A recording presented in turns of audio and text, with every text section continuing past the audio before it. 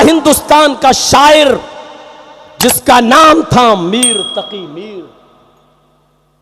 कैसा शायर, तोती बोलती थी उसकी, कोई बेटा नहीं, सिर्फ एक बेटी उसकी।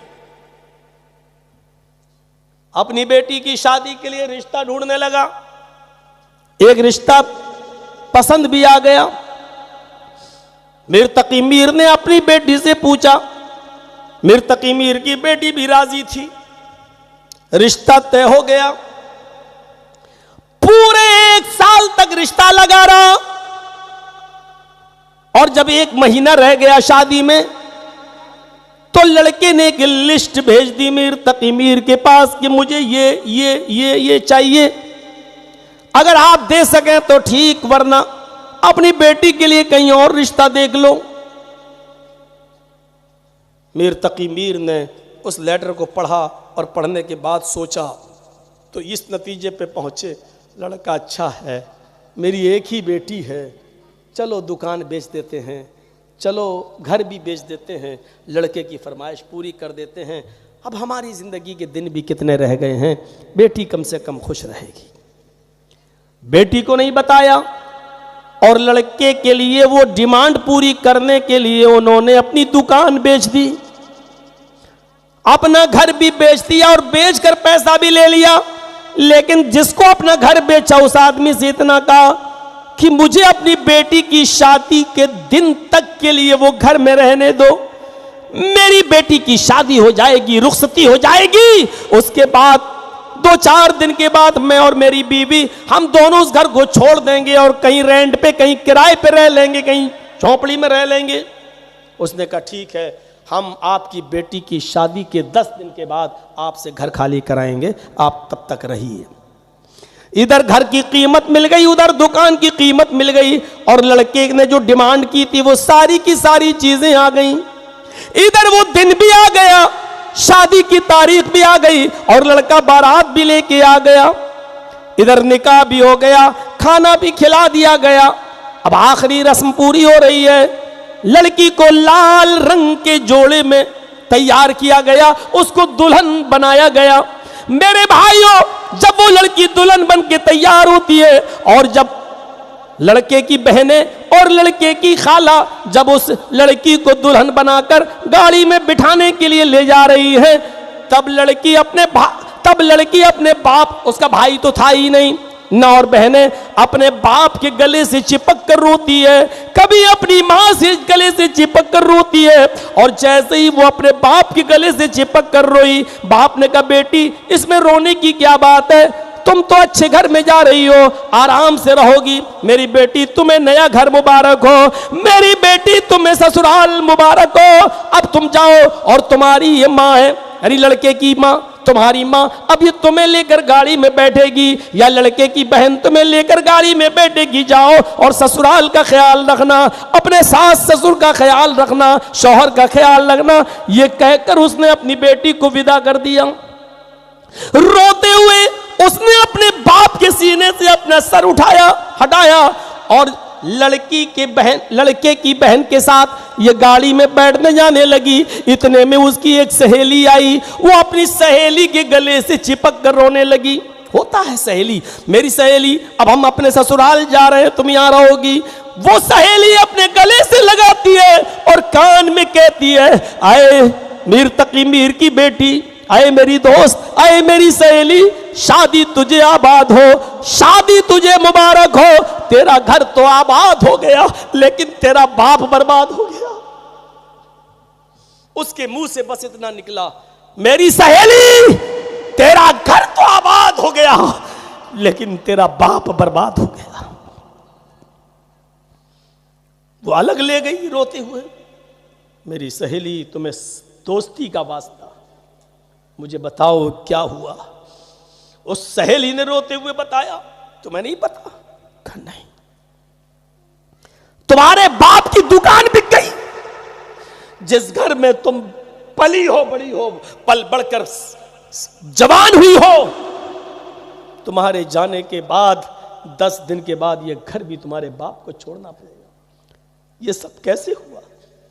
कहा ये लिस्ट तुम्हारे शौहर ने शादी से पहले दी थी और तुम्हारे बाप ने रिश्ता अच्छा समझकर इस शर्त को कबूल कर लिया, दुकान बेच दी, मकान बेच दिया, सिर्फ तेरी खुशी के लिए।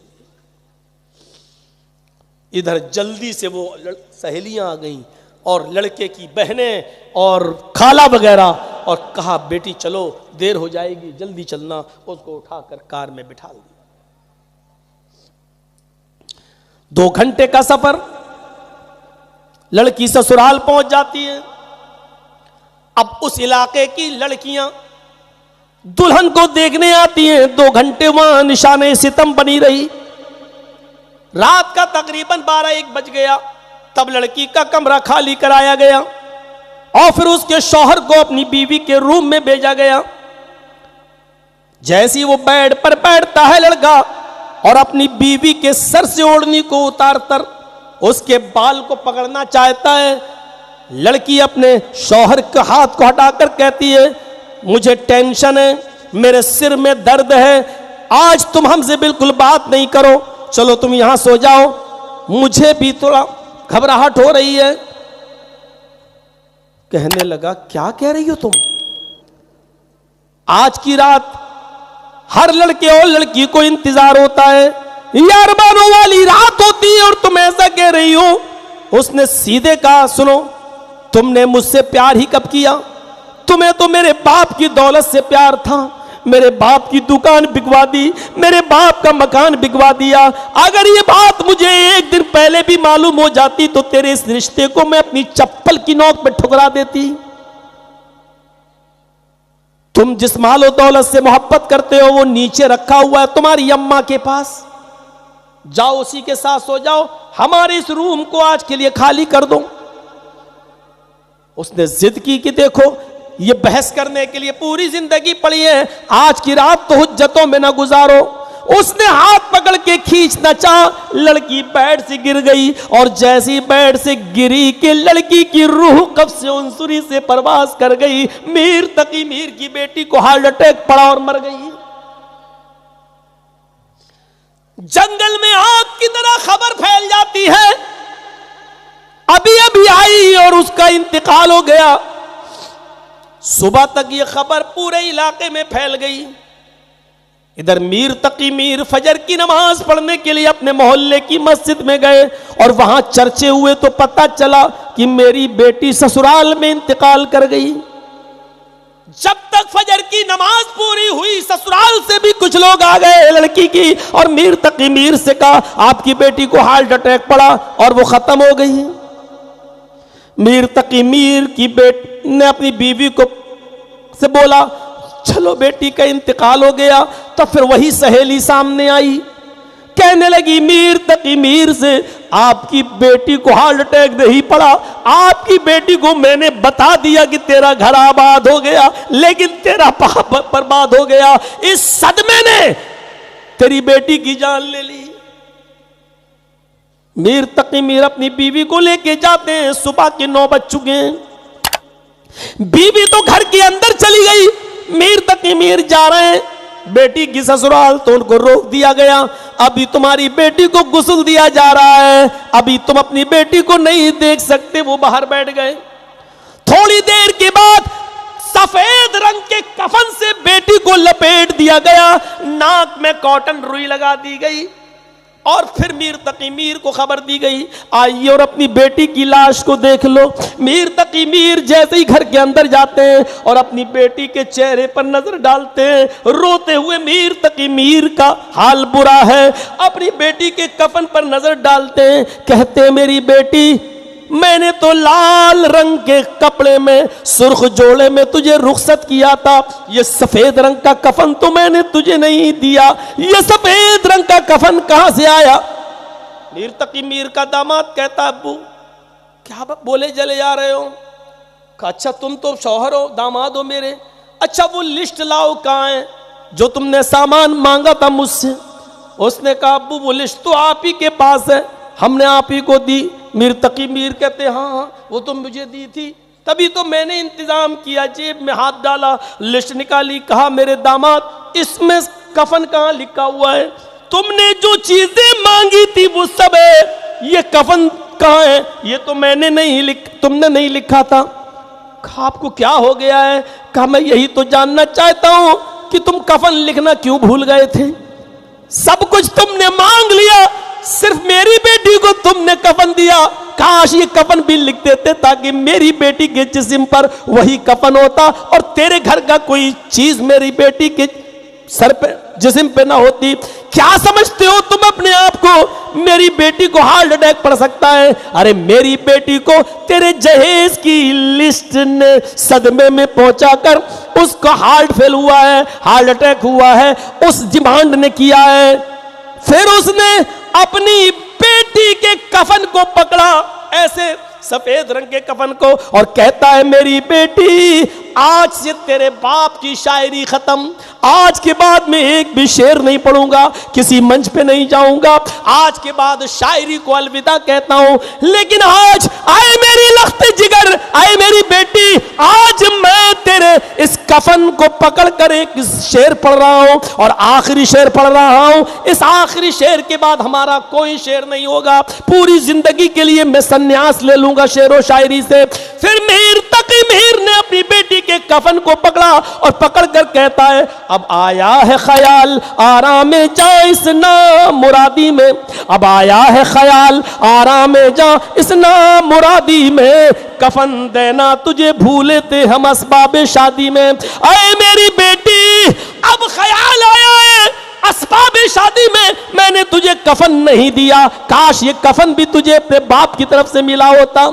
फिर उसने कहा आए मेरे दामाद ये कफन तो तुमने दिया हटाओ, मैं अपनी चादर लेकर आया हूं। उसने जल्दी से अपनी बेटी को अपनी चादर उड़ाई और उसका कफन उसके मुंह पे मार दिया। फिर कहा आए मीर तकी मीर यानी मेरे दामाद, मेरी बेटी तेरे कब्रिस्तान में दफन नहीं होगी। मैं अपनी बेटी की लाश को उठाता हूं और मैं अपनी बेटी को अपने कब्रिस्तान में, अपने बाप दादा के कब्रिस्तान में दफन करूंगा, इसलिए कि मेरी बेटी को तेरे जहेज की डिमांड के सदमे ने मारा है। मेरी बेटी तेरे कब्रिस्तान में दफन नहीं होगी। फिर वो अपनी बेटी को जब उठाने लगा तो मोहल्ले वाले कहने लगे जाने दो, जो हुआ हुआ छोड़ो, अब जो किस्मत में था मौत तो सबको आनी जानी है।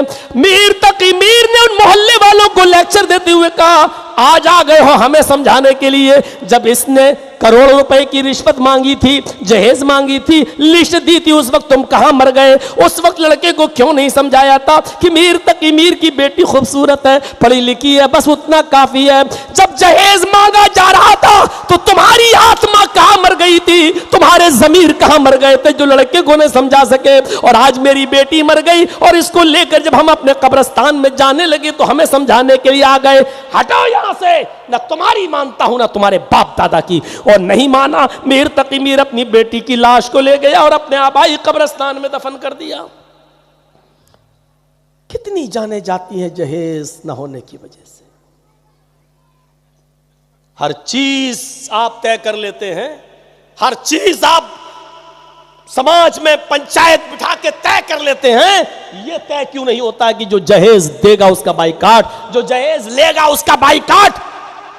इस इलाके के और इस बस्ती के मौलवी ये तय क्यों नहीं करते कि जहां जहेज लिया और दिया जाएगा वहां हम निकाह पढ़ाने के लिए नहीं जाएंगे? ये सब पंचायतों में तय क्यों नहीं होता है?